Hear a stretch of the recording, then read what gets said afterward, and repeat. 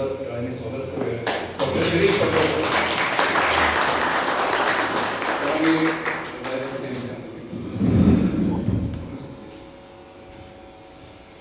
तसंच मिसेस पटवर्धनचं पण एक स्वागत करूया.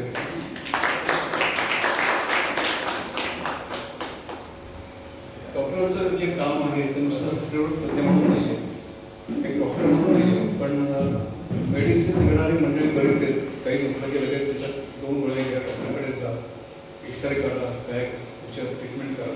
पण त्याहीपेक्षा डॉक्टरांचं काम खूप वेगळ्या विषयाचं होतं. जो विषय त्यांचा आहे त्या विषयात ते तज्ज्ञ आहेत अनडाऊटेडली. पण त्याच्या बाजूने त्यांचा विषय फार सोपा आहे. पोट बाहेर रोग आला आणि पोट हा रोग बाहेर, किती सिंपल टेक्निक आहे.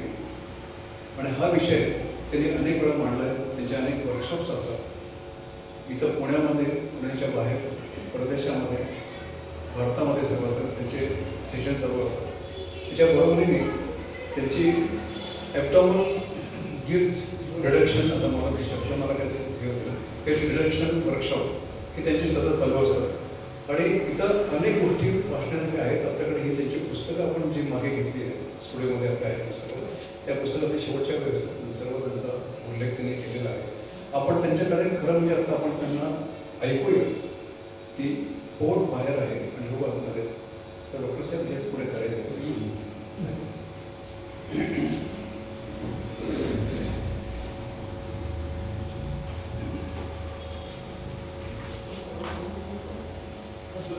सर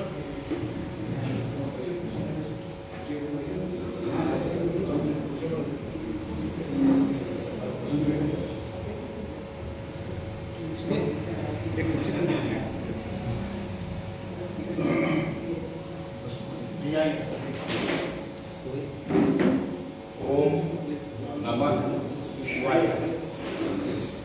सर्वप्रथम डॉक्टर सर आणि त्यांच्या ग्रुपचा मी खूप काही या ग्रुपमध्ये शिकलो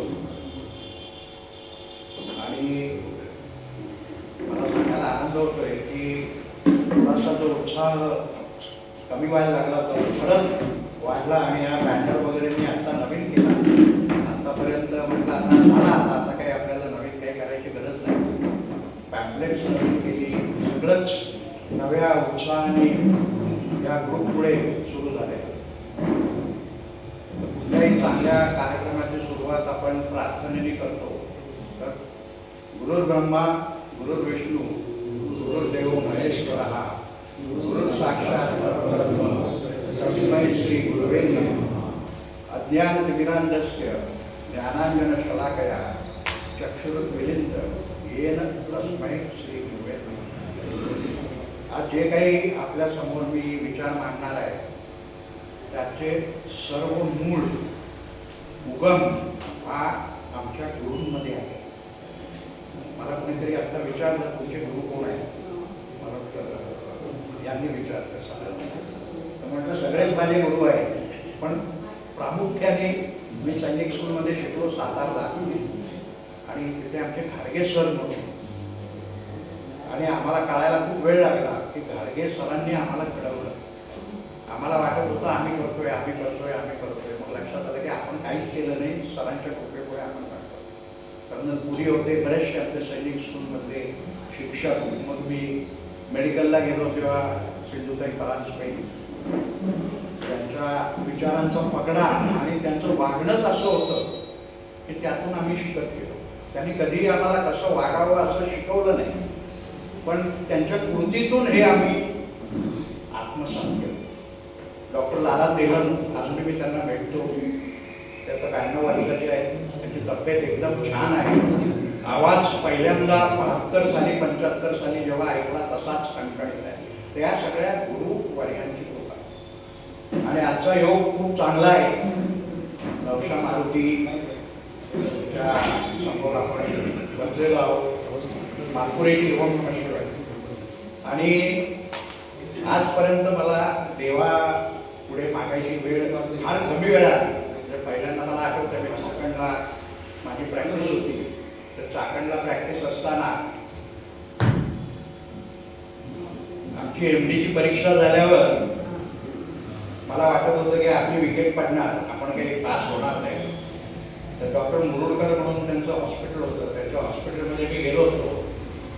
तर डॉक्टर मला म्हणाले की आमच्या इथे एक छोटीशी गणपतीची मूर्ती आहे हॉस्पिटलमध्ये, इथे काही मागितलं तरी क्लिअर होतं, काहीच सुचत नव्हतं. आपण गॅरंटेड नापास होणार ही खात्री म्हणून होती. म्हटलं चला आता हा एक शेवटचा अटेम्प्ट म्हणतो तसं सुप्रीम कोर्टात आपण जातो तसं जाऊया. मग त्यांनी जे नारळ मागवला तो नारळ मी फोडायला घेतला. ते म्हणाले नारळ असा धरत नाही, ती शेंडी या बाजूला का त्या बाजूला. त्यांना म्हटलं डॉक्टर माझ्यावर कधी आतापर्यंत नारळ फोडायची वेळच नाही, ती पहिलीच वेळ आहे मी देवाला. आणि कर्मधर्म संयोगाने ओम नमः शिवाय आज झालं. नंतर दुसऱ्यांदा आता रिसेंटली माझ्यावर अशी वेळ आली की वाटलं आता पांडुरंगा आता मी दमलो. त्यावेळेला हे झालं. आणि आज मी दमलो नसताना हे नवशा मारुतीसमोर एक नवस केला की हे जे आमचं प्रसूतीनंतर पोटाचा घेर आणि वजन पूर्ववत करणे आपली जबाबदारी आहे, हा नवस देवासमोर केला. कारण मी प्रांजळपणे सांगतो लोकांना की आम्ही गायनेकॉलॉजिस्ट स्त्रिया दार होण्याला जबाबदार आहोत. कारण हे आम्ही लोकांना कधी सांगितलं ठाणकाम म्हणजे असं पुढं तुळत बरेच डॉक्टर सांगतात थोडं चालत जा, थोडं हे करत जा, थोडं ते करत जा वगैरे. म्हणजे असं खात्रीपूर्वक. आणि त्याला दुसरा इश्यू असा आहे की आमचे सर्व डॉक्टर माझ्यासारखेच, मी आता जरा बाद आहे पण पूर्वी मालपुऱ्यांना माहिती आहे की सर्व डॉक्टर जसे सुदृढ असतात तसा मी सुदृढ होतो. आधी मी सुदृढच आहे, फार काही बिघडत नाही आहे, तेव्हा जरा आधी सुदृढ होतो. त्यामुळे डॉक्टर सुद्धा सांगायला थोडेसे लाजतात, काचकूच करतात की आपणच जाड आहे मग आपण या बाईला कसं सांगायचं की तू बारीक हो वगैरे वगैरे. तर हा ही संकुचित वृत्ती म्हणा किंवा माहीत नाही याला काय म्हणायचं. आर्किटेक्ट आपल्यामध्ये काहीतरी त्याचं वेगळं करून देतील आपल्याला कदाचित. तर या 2-3 गोष्टी आहेत. आणि हे खरंच जगामधले सर्व आजार मेदामुळे सुरू होतात, जास्त किंवा कमी. जास्त किंवा कमी. कमी मेद असला तरी त्रास होतो. कमी म्हणजे 18-16 पेक्षा BMI जर कमी असतो शास्त्रीय भाषेत, आणि जास्त म्हणजे 35-30 BMI असला किंवा WHO चे जे स्टँडर्ड आहे. पण तो भाग आपण सोडून देऊ, कारण आमच्या कार्यक्रमात आम्ही नेहमी लोकांना सांगतो की पोटाचा घेर कितीही असू दे, by that we mean you are at point B और you are at point A आणि तुम्हाला पॉईंट B ला जायचं आहे. बस दॅट्स ऑल. स्फूर्ती आणि सलाम करून घेतली. सर गाणं म्हणायला लागल्यावर सांगतात अरे तू नक्की चांगलं म्हणणार आणि मनापासून म्हणतात. त्याचप्रमाणे मी मनापासून सगळ्याला इथे सांगू इच्छितो की सर्वांचा पोट घेर जो आहे कमी होणार पूर्ण. ओम म्हणजे परमेश्वर कृपा आहे. जर कोणामध्ये बदल झाला तर पटवर्धनांचं त्याच्यामध्ये खाली नाही. It is all in serious. बरं, समोर घड्याळ आहे असा मला फार आवडतो. म्हणजे मग कोणाला किंवा आपला मोबाईल काढून बघावं लागत नाही.